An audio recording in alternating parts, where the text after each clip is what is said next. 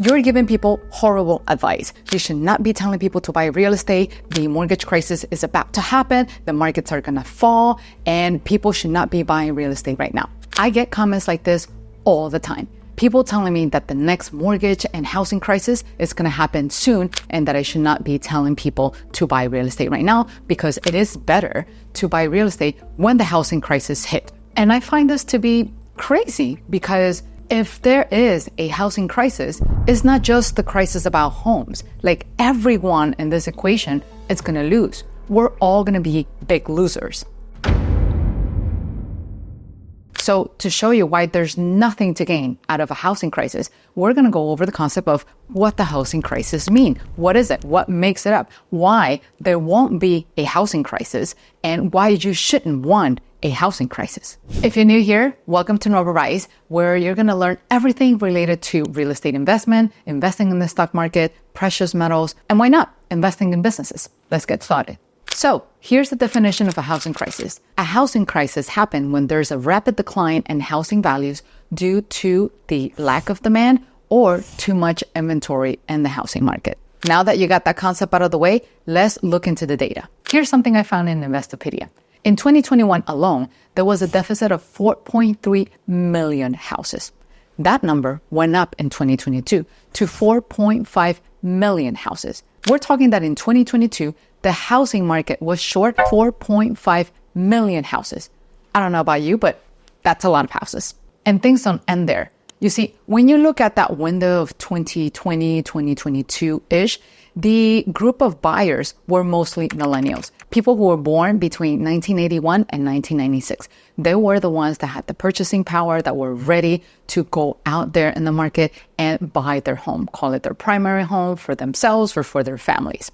Now, you fast forward a couple of years. Today, we're talking about a new group entering the housing market. So aside from millennials, now we're getting a new group, the Gen Zs, people who were born between 1997 and 2012, going into the market to compete for whatever's left of the housing inventory. So not only was the market short in 2022 by 4.5 million houses, now we're dealing with millennials and Gen Zs in the equation. Two groups ready to buy, and it will only get worse. That means more and more people will be entering the market, wanting to get their hands in the low available inventory. And that's just talking about the amount of people who are ready to buy, people entering in the market. I'm not even talking about the rates. I know that as of today, at the time of this episode recording in August, rates are considered really high. But there's talk out there that coming September, the Federal Reserve is planning to lower those interest rates. Regardless of whether the Fed decides to lower them in September or later in 2024 or earlier in 2025,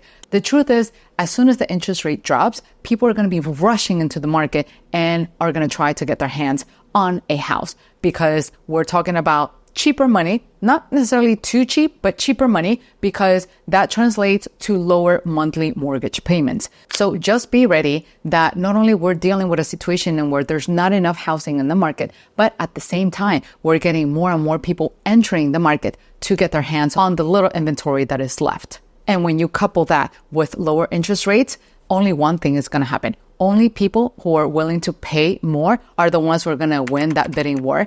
And that's going to translate to higher housing prices. And what happens when prices go up? Well, people are going to rush towards the market even faster because they're going to want to get their hands on a house before it goes up even more. Or at least that's what's been happening so far. Now, I've seen a couple of comments saying that's not true. In Miami, condo prices are dropping and no one wants to buy them. Okay, let's just pause right there. The US, it's pretty big. We're talking about 50 states. And Florida in itself, it's not a small state. Miami is not the only city in Florida. You're talking about an isolated case and where condos are going through their own series of changes due to the building that fell a couple of years ago. And now regulators are trying to prevent another building from collapsing. But not all of the US is filled with high-rise condos, and not all the high-rise condos is subject to whatever's happened in Florida. So before you consider making a comment like this, just try to look at the overall data instead of just looking at something in an isolated case. This is a very big country, and therefore you have to take into account everything that's happening. Real estate is very localized, but it can also be a nationwide problem. Whatever happens in real estate can be very localized, or it can be applied nationwide. So yeah, just because something is happening in Miami doesn't mean that we're getting tons and tons of inventory flowing into the market. Here's a map by Zillow, for example. And as you can see, a lot of cities in the US are experiencing issues with housing shortage, especially the coastal cities where that number is the highest. And yes, we see places like Florida experiencing housing shortage. But remember, Florida is a big state and the US is also a very big country. Yeah, but I also saw that there's a lot of construction out there. So the market will soon be flooded with housing and the crisis will be coming soon. That's another comment that I've heard. But not really. Yes, it is true. There has been some construction. According to Zillow, in 2023, there was a total of 1.4 million houses built. That's the highest number since 2007. However, that is still not enough to meet the demand. Remember, in 2022, the housing shortage was of 4.5 million houses. You add 1.4 million houses in the market, sure, great, but that still leaves us with a 3.1 million shortage of houses. And that's assuming that the shortage has not changed, because remember, the 4.5 million was based on 2022. We still don't have 2023 numbers yet. That number might be higher today. So once again, let's take a look at the concept of a housing crisis. And based on the data that I've shared so far, there is plenty of demand. People want to buy houses, but yet there's not enough inventory. We are at a shortage today. So because of that reason, I don't think that a housing crisis will happen. Oh, wait. I also heard that there was a foreclosure wave coming up. Really? Okay, let's look at the data once again. So here's a graph provided by Statista. When you zoom in into 2007, 2010-ish, yeah, you see a very large number of foreclosures. That means that if homes foreclose, that means a lot of houses are going to re-enter the market, and therefore there should be plenty of inventory for people to buy. It did happen in 2008. Now, fast forward to 2020 and looking at 2021, 2, and 2023, look at that number in comparison to what happened in 2008. The number of foreclosures are minute compared to that big number that we saw back in the days. So yeah, there might be some foreclosures happening, but whatever number of houses that are entering in the market is still not enough to meet the demand of all those buyers that are looking to get their hands on a house. That's why I think a housing crisis is not going to happen, and you shouldn't expect one from happening. The housing crisis is not going to happen because even if all of the data that I provided happens to change, the Fed is not going to allow another housing crisis to happen. If you were to compare the scenarios of how things were in 2008 in comparison to today, for example, let's look at 2008. Back in the days, anyone and their mothers and their cousins were able to qualify for a mortgage. You didn't need a credit score. You didn't need documentation. Anyone could just walk into a bank and get their hands on a mortgage and buy a property. And if you think about it, if someone doesn't have a good credit, typically you will associate that with someone who is not really doing well with their finances, right? Otherwise, they will maintain a good credit score, or at least be in the attempt to build up their credit. So that in itself was already wrong. But that wasn't all. The way things work with the mortgage industry, and it still works the same way up to today. So let's suppose that I'm a bank and you are a home buyer back in 2008. You come into my branch and you say, hey, I need to get a loan in order to buy this house. And I said, sure, I'm just going to give you the loan. I don't care about your credit. I don't care about your income. Just sign here and off you go. What will happen? Well, so that money that I just lent you, I, as a bank, can actually take that, package it, and resell it to another investor.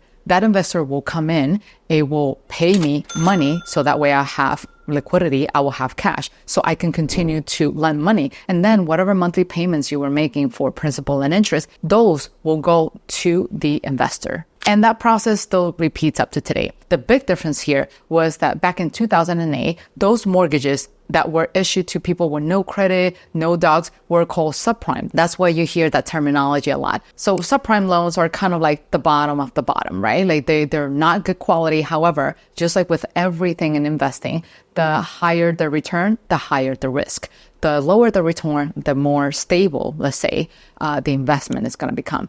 And back in the days, were a lot of investors who loved the risk because they liked the return. They wanted to make more money off of their investment. Lehman Brothers was one of them, and you already know what happened to Lehman Brothers. They're no longer around. So the crisis happened, and then regulators stepped in, and they created a series of laws, including the Dodd-Frank reform.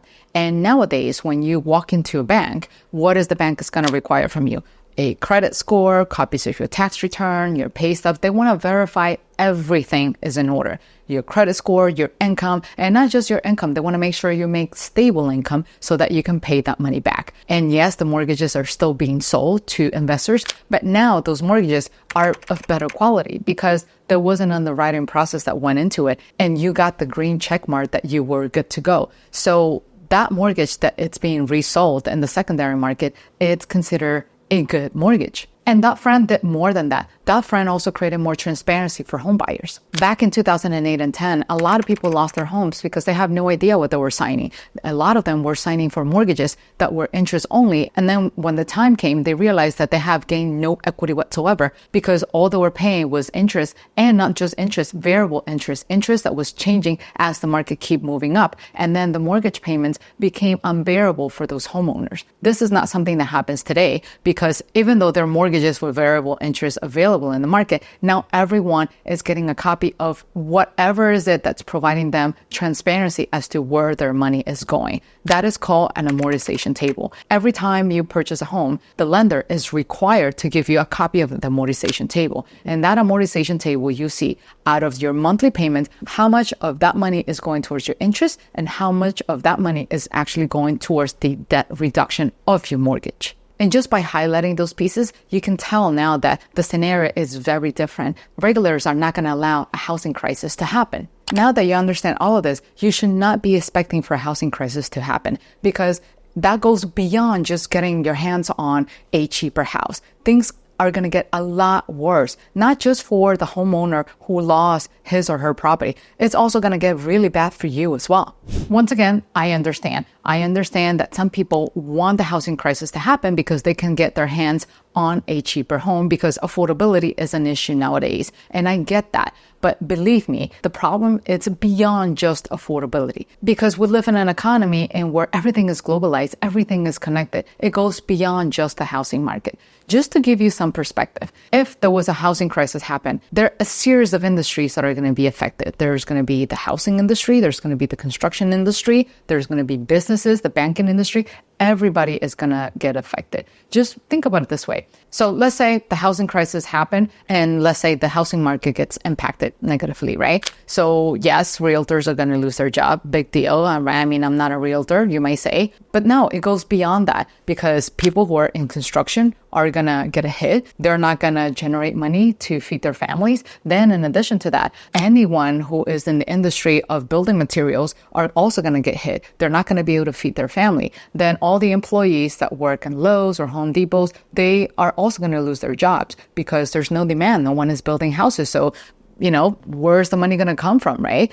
And banks are also going to take a hit. But yeah, I don't care. They're just banks. They have money anyways. But what about all those people that work at the banks, the teller, the security guard, the people who work in underwriting? They're going to lose their jobs. And the problem doesn't just end here. All of these businesses, they go to restaurants, they go to eat, right? They go to retail stores to buy stuff. But if you wipe out all of these people's jobs, then what's going to be left of the restaurant industry or like the retail stores? No one is going to go out there for services or to buy their food at all. And that is a ripple effect that affects everybody, not just you. Just think about this. Imagine there's a wave of foreclosures coming in, right? So that means that no one is paying their mortgage, but also that no one is paying for property taxes. So what do you think is going to happen if no property taxes are being paid? That means the cities or the towns are not collecting their revenue.